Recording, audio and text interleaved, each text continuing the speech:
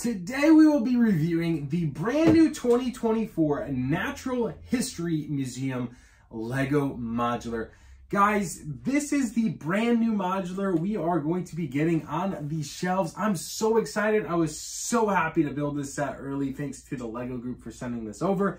But it is incredible. And if you can't tell, it's quite comparable to the previous LEGO modulars that we've seen in previous years. You may also notice it's a little bit larger than every other LEGO modular because it's a base plate and a half, which is one modular and a half, but all encompassed into one build. So if you want to see more details about this set, stick around. We're going to deep dive into it, take a look all the way from the bottom to the top of this build and all the interior references and all the little details because there's so much call outs from previous LEGO modulars. I was pretty blown away by building it. But without further ado, guys, make sure to hit that subscribe button, like this video, and let's jump straight on into it.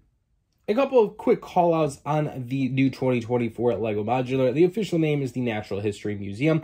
It is going to be a part of the LEGO Icons theme.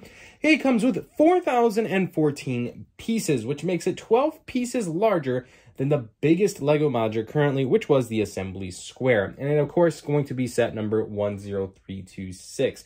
Now, this set is going to be available for pre-order starting October 30th on the LEGO website. It's going to have a retail price of $299.99 US. So right at $300 margin range. You're quite comparable to the Assembly Square, but this one is going to be brand new. So let's go ahead and stop talking about all the little details. Let's dive in and look at the actual details of what this build consists of. Well, this is quite the view of the Natural History Museum. It looks drop-dead gorgeous, but it does come with 7 minifigs, which we could talk for just briefly. The first one starting on this left side over here is it comes with a, I would call it a grandma minifigure. She comes with glasses, has like her old white hair, comes in like a nice patterned vest, and she has, I don't know if that's cookies or breads, but she is feeding the birds. Pretty cool scene that one is. We have this character over here who looks to have a prosthetic leg. Love that LEGO did this. I thought it was super unique, and I love seeing LEGO being all-inclusive, especially to minifigs like this. And what's really cool is that even the prosthetic leg can grip on 2 studs. So if you were worried about that, check that out. Really cool design there. I like it. It does the job extremely well. We get a little pooch over here, maybe a little bulldog or something like that. We do have a girl, maybe a ticket master or someone who works for the museum.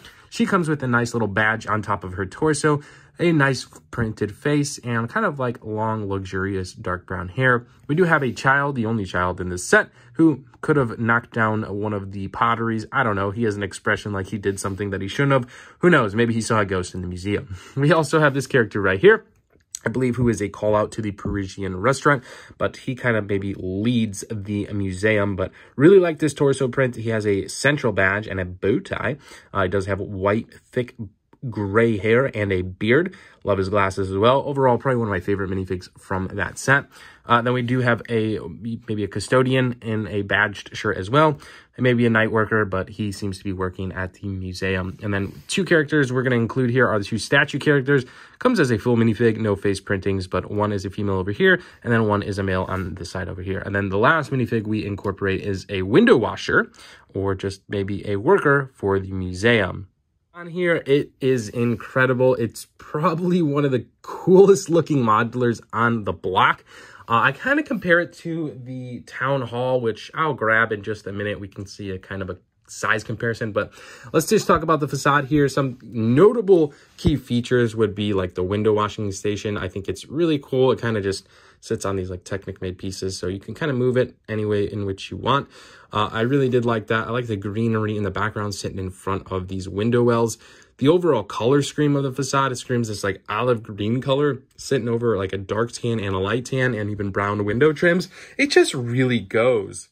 Of course, for me, the main attraction is the thick, white, gorgeous columns, and they did a fantastic job. It goes 2 levels high and has this, you know, kind of like Greek style architectural build here with the triangle enclosure over like the roof canopy.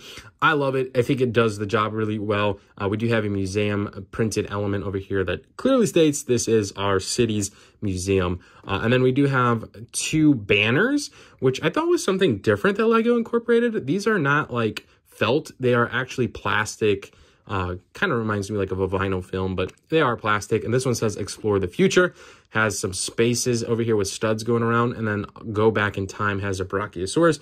2 references to the build, which you'll see in just a moment. One other detail to call out is the pink tree on the outside. I thought it was a little interesting they went with pink, but I think it really adds the color pop that we probably needed, so this build doesn't just look super gloomy. Because honestly, take away the pink tree and this set almost looks like a little maybe spooky, scary night museum. But anyways, that's the facade. And one thing to top it off, we have our lamppost that conducts our modular line. Let's go ahead and jump straight inside to see a little bit more of the details. It also goes without showing that it is a double door here in the front. I really do like that. So a detail that you don't have that seam in the middle, right? It's just one door frame with the plastic door. So anyways, I thought that was really cool. I like that a lot. From a bird's eye view, this is what you're going to look like in the first floor. A couple quick notable features is you have this entire like partition wall here that'll roll up and it's just kind of on 2 pins. So you can kind of see a little bit more on what's inside. But this back wall of maybe your front desk just has a pattern over here, a magnifying glass. In this corner would have been toilet paper rolls. And then this side would have been some bones and a clock, because you have your little instrument over here to check on your bones. You have a toilet with a bathroom over there in that back corner, and a back door exit on this side, which I'll go ahead and flip in just a little bit, and we can see a little bit more. In the front room, we have a pretty decently detailed front desk, like I was saying, and then you can kind of go 2 ways. So on the right, you have a huge fossil of a Brachiosaurus. I'll go ahead and take out when we could see in a minute, but inside, you have a couple of minor details. You have a sabretooth tiger head in this side.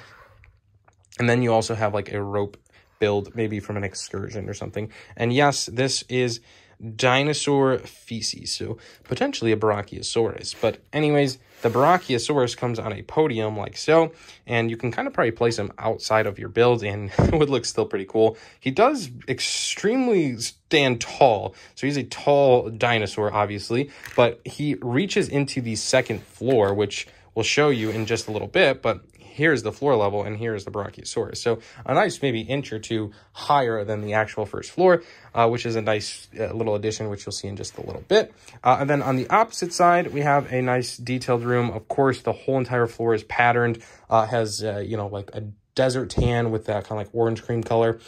We have maybe a pottery stand that was knocked over. That's why we included this minifig, maybe cleaning that section up right there. It was maybe a piece of work of art, clay pot, and someone knocked it over. Maybe that's why this kid had the expression that he does, but that's just an initial thought. We do have some more clay pots over on this side, and then we have the Earth's crust, which is 4 layers incorporated by LEGO, and then also a molten lava volcano. But a pretty nice looking first floor. I'll go ahead and grab the second floor and we can just add it straight on. Like I said, you can see the Brachiosaurus, his head just pops up into the second floor. But when you come up the stairs, again, you are greeted to a multitude of different LEGO displays, and we'll try to cover each one as briefly as we can.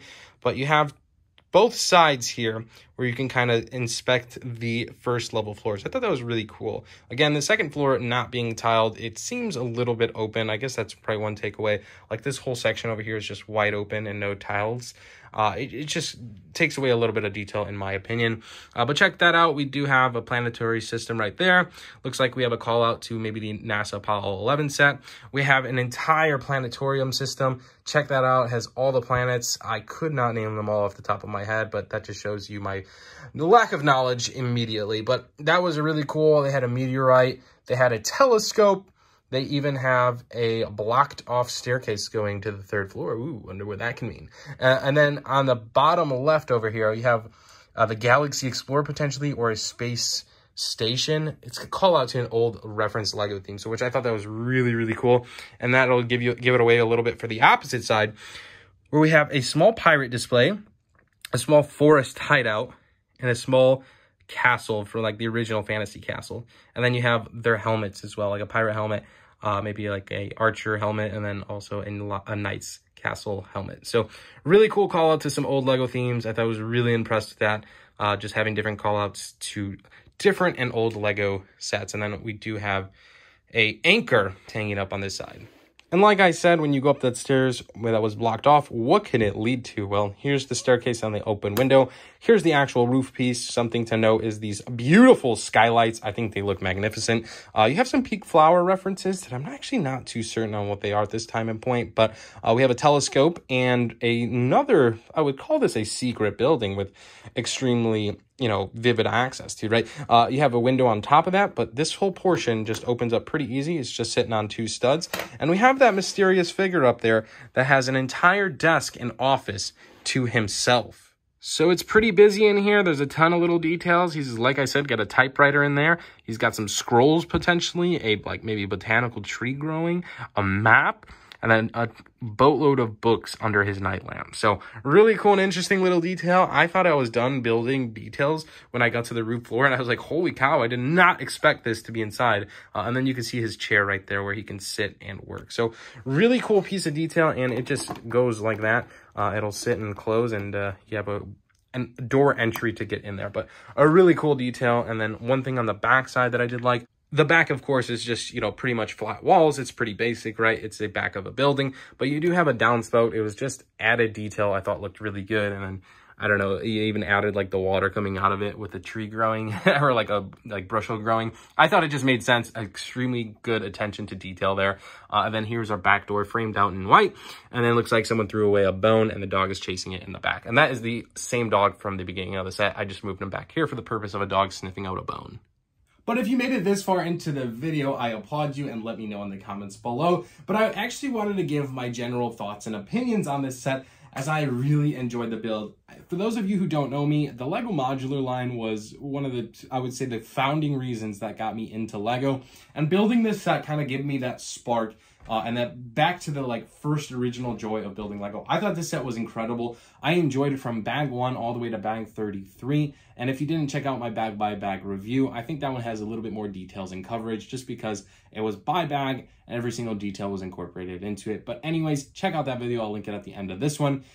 Overall, I thought the set was incredible. I think one huge drawback to this set would have been the size. For a $300 LEGO set, I know it's large in the scale of it got wide, right? But as a museum, I feel like this should be probably one of the largest buildings that is kind of out there, right? When you compare it to a modular corner garage with like an apartment, it's kind of almost towering over it in a sense, right? The building itself's a lot bigger. The museum's only 2 floors. I think that's one drawback. That's kind of one of the reasons why I put the brick bank next to it. Which again is only a 2-floor building, but still the second floor is larger and has like a chandelier, and it's still a little bit bigger than the museum. It might not be one of the most fair comparisons because this right here is the LEGO Town Hall Modular, which is actually one of the biggest LEGO modulars in the fact when you're considering height. But when you stand it next to the Natural History Museum, I think it's a little bit unfair, but I still don't think it looks right. The town hall just towers over it. You can see so much of the side building from this side. So that's just one nitpicky thing I would say I'm not the biggest fan of. That doesn't take away from any part of the detail, but I'm not sure where you can cut corners because that would have had to been an entire extra floor or maybe like a half a floor similar to like the brick bank where it's just a little bit extended height. I know you do have this like whole portion over here that makes it a little bit taller, but the actual building itself I think is a little bit relative short in the terms of being a natural history museum. Like I said, the start to finish, I cannot wait to add it into my modular collection, which is sitting a bit above me.